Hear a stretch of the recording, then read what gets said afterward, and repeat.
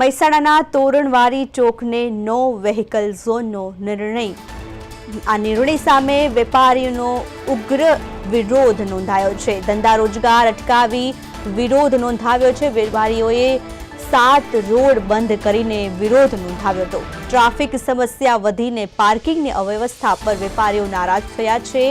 ધંધા રોજગાર બંધ રાખીને વેપારીઓએ વિરોધ નોંધાવ્યો છે। 7 રોડ બંધ થતા ટ્રાફિક સમસ્યા વધી, પાર્કિંગની અવ્યવસ્થાથી વેપારીઓ નારાજ થયા છે। મહેસાણામાં ધંધા રોજગાર અટકાવીને વિરોધ નોંધાવી રહ્યા છે। વેપારીઓ 7 રોડ બંધ રાખીને જેનાથી ટ્રાફિક સમસ્યા વધી હતી। પાર્કિંગની અવ્યવસ્થા પર વેપારીઓ નારાજ થયા છે, જેને લઈને વિરોધ નોંધાવ્યો હતો।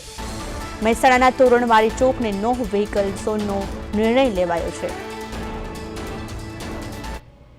ફક્ત એટલું જ કહેવું છે કે ભાઈ આ જે વિકાસ કરે છે અને હેરિટેજ રૂલ કાપવા માંગે છે કમિશનર સાહેબ, એમને અમારે ખાલી એટલી વિનંતી છે કે ભાઈ અહીંના વેપારીઓને જે ગ્રાહક તરીકે ગ્રાહક આવે એને આવી દુકાન આગળ પાર્ક કરવાની વ્યવસ્થા ઊભી થાય।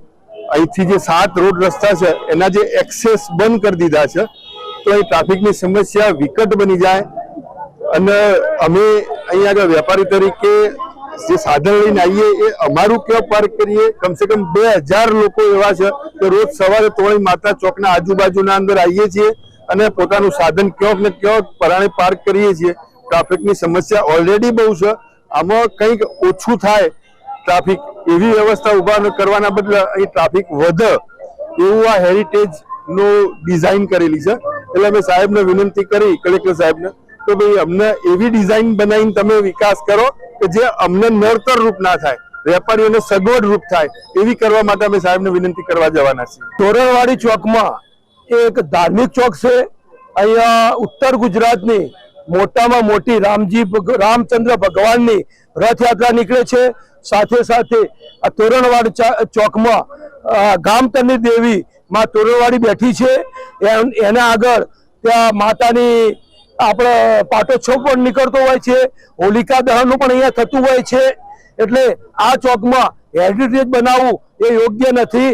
જો એમને હેરિટેજ બનાવવું હોય તો મહેસાણામાં પરાની વાવ છે, રાજમહેલ જેવા અન્ય સ્થળો છે।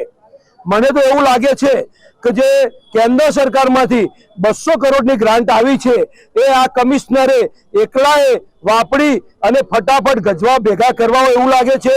તો સ્થાનિક સ્વરાજની ચૂંટણીઓમાં ટૂંક સમયમાં આવશે, એમાં અમારા જનતાના પ્રતિનિધિઓ જે ચૂંટાશે એ 53 વોર્ડના જે પ્રતિનિધિઓ ચૂંટાશે એ ચૂંટાયેલા પ્રતિનિધિઓ ભેગા થઈ અને આ ગ્રાન્ટ કેવો વાપરવી એનો નિર્ણય કરે તો અમને બહુ સારું લાગશે।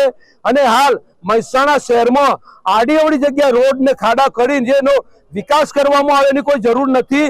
હાલ મહાનગરપાલિકામાં જે 26 ગામડાનો મહાનગરપાલિકામાં ભરતી કરવામાં આવેલી છે, જોઈન્ટ કરવામાં આવ્યા છે, એ ગામડાઓનો વિકાસ કરવાની જરૂર છે। આ 200 કરોડ રૂપિયા ગ્રાન્ટ કેવા વાપરવાની જરૂર છે।